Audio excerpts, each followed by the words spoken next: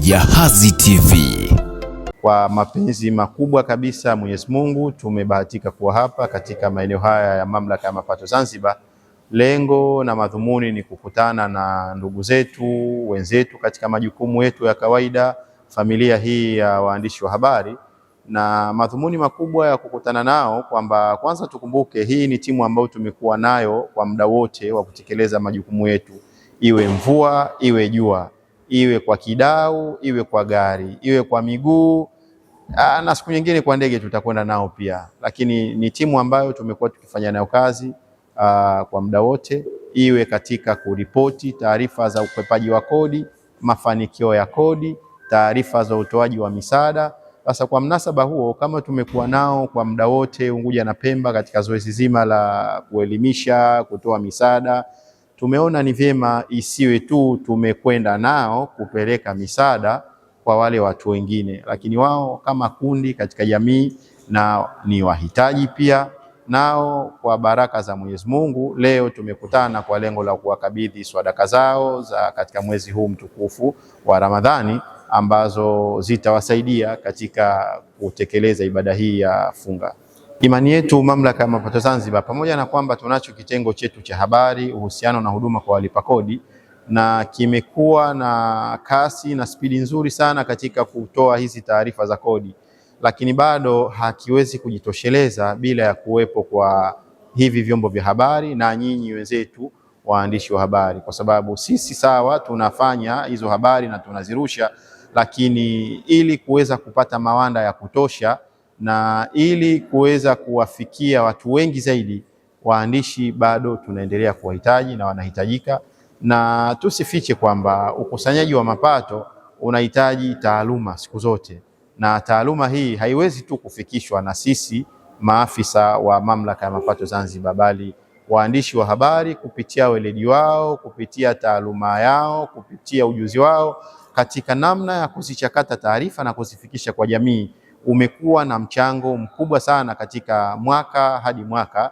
Na hii ndiyo chachu ambayo tumekuwa tukiona tunatangaza taarifa za ukusanyaji wa mapato kwamba kila muda tumefikia hatua hii, tumefikia hatua hii, na kwa sababu ya uthubutu wao wa kuzitoa hizi taarifa, hata sisi katika siku hizi za karibuni tumekuwa wazi zaidi, kwa sababu tumeona kwanza wanazihitaji, na kila tukizitoa hizi taarifa zinawafika kwa namna ambayo sisi tunahitaji. Kwa hivyo imekuwa ni ngome muhimu, imekuwa ni familia muhimu katika kuhakikisha suala la kodi linafika katika kila sehemu.